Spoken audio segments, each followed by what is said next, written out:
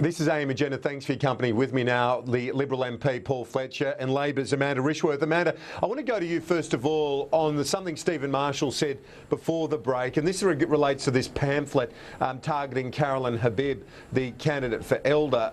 What's going on here? Is Labor guilty of dog whistle politics? It's certainly very big focus on the person's surname. Why is that? Well, look, in this election, we've seen, in the state election here in South Australia, a personal focus on a number of candidates from both the Liberal and the Labor side. Indeed, one Labor candidate where their family was right in the focus and in the target. So we've seen a pretty personal campaign right across this state election. I have to say, though, when you're talking about visuals of a wall that's crumbling, I remember the Liberal Party using that visual in the federal campaign, and indeed flies around a dung heap. So there's often very emotive images of crumbling walls used in election campaigns. So it's not racist? Look, I think this is probably the Liberal Party trying to run a line and a narrative on the Labor Party, but they have certainly been using personal attacks on Labor members of Parliament and Labor candidates as well. Paul Fletcher, let's well, look, I want to ask you about Corey Bernardi's comment, because he seems to have undermined the criticism from Stephen Marshall and others in South Australia. He says, how is using anyone's surname racist from Senator Bernardi? That was his contribution yesterday. Well, Kieran, I think you've seen what Stephen Marshall has said. He's pointed out that there's a direct mention of the candidate's surname.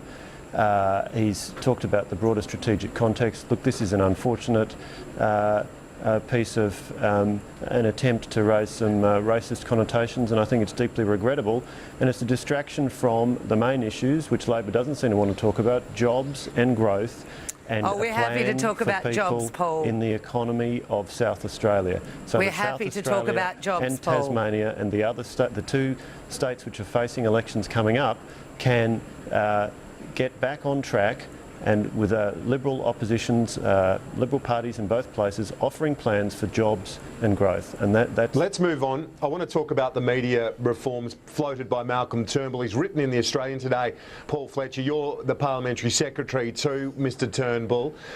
He's basically making the point that local content in regional areas is not guaranteed by what's called the reach rule, which prevents a metropolitan television station from acquiring regional affiliates. You can only have coverage of 75% of the population is basically what the rule is. Now, this is obviously an attempt, Paul Fletcher, isn't it, to placate your colleagues, nationals and regional Liberal MPs that are worried about the implications for their regional content. Well, let's go back to the underlying point here, which is that the Coalition came to power with a commitment to reduce red tape across the economy, and in every portfolio, options for that are being examined, including in the communications portfolio. Now, one of the issues that the Minister has said he's having a look at is the reach rule. I emphasise this is early days. We're engaged in consultation, and there's plenty of careful consultation to go on.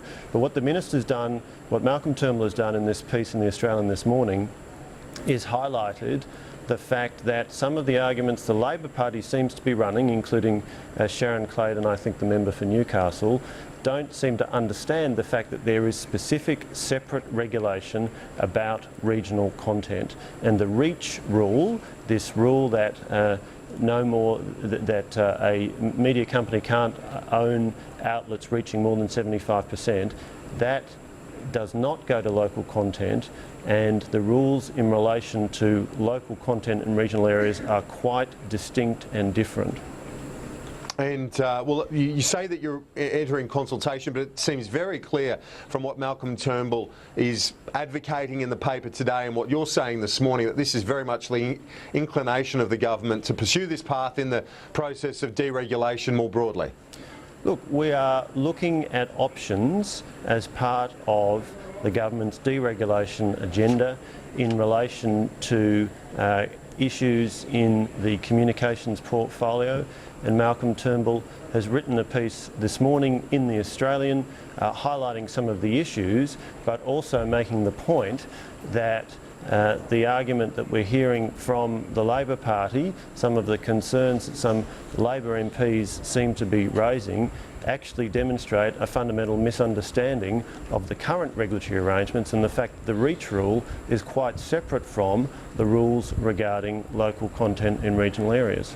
Amanda Rishworth, it did seem Labor last year when in government was moving in this direction. Has there been a change of heart within your caucus? Well, look, these are very complex arrangements. And of course, what we've seen from Malcolm Turnbull today is a thought bubble put out, not sure where his agenda really lies, not sure really what his plans are. If he was going to work through this in a proper way, he wouldn't just pop out a thought bubble any day of the week. He'd actually work through it in a methodical and considered arrangement. It doesn't seem like he's doing this. It does have implications. Changes do have implications and a lot of flow-on effects, and he needs to consider all of those things. But at the moment, seems like there is once again lack of transparency, lack of consultation, and indeed running just with thought bubbles of what he thinks the world should look like. Just on the suggestion this is a thought bubble, as Malcolm points out in his article this morning, there was a joint parliamentary committee with Labor and Liberal MPs on it last year, which looked at this very question and said if there were to be any change, there must be preservation of local content rules, and that was an approach the broadcasters welcomed. Let's move on to the Productivity Commission report, which is being, well, widely reported this morning in terms of the way that the nation funds infrastructure projects. Paul Fletcher, I want to ask you about this because one of the things it does, well, it's saying there needs to be greater cost-benefit analysis of projects before they're undertaken, that privatisations shouldn't just happen for the sake of it, and also that there should be greater road user charges enforced to fund the projects in the first place. What's the government's response to this? Well, this Productivity Commission interim report, which is being handed to the government this morning, part of a longer term process with a final report to come out later this year, makes the point, consistent with what the Liberal Party has been saying for several years, that the National Broadband Network is a prime example of very poor infrastructure planning by the previous Labor government. There was no cost-benefit analysis, even though the stated policy of the previous government was to have cost-benefit analyses before major infrastructure projects. So this is a piece of work looking at options and approaches, and it's part of the work we're doing in our priority to improve infrastructure in Australia. We will obviously consider this report and we'll wait and obviously see the final report later this year, but it certainly does confirm what we've been saying for a long time, that Labor's approach to infrastructure was a mess. There wasn't any rational cost-benefit analysis going on, and what we were repeatedly told is the biggest infrastructure project in Australia's history, the NBN, was not done with the benefit of a cost-benefit analysis. Amanda, I'll come to you in a moment. Amanda, just a moment. I want to ask Paul Fletcher, though, about this specific suggestion, the Productivity Commission saying road user charges need to be used more effectively, and that's obviously easier said than done by the Productivity Commission as opposed to a political party in government. Well, look, of course, there are existing mechanisms by which road users are charged. The fuel excise tax, for example, is one example of that. And there are, of course, plenty of tolls on roads all around Australia. Now, the key point is this is a report from an agency of government. It's being handed to government today, the interim report. There's a final report to come later this year. So certainly you would expect agencies to be putting up all kinds of suggestions and proposals, but the key point is this is a detailed piece of work having an analytical examination of what's the best way to finance and deliver infrastructure, and that's part of the work the Abbott government is doing as we deal with the challenges our nation faces, including a substantial backlog of infrastructure that was left to us and exacerbated by mismanagement by the previous Labor government. And the Commission, Amanda Rishworth, the Commission did find, the Productivity Commission, that there have been wasted opportunities over the years because of a lack of that sort of cost-benefit analysis that Paul Fletcher talks about. This methodical approach is the way to deliver infrastructure, is it not?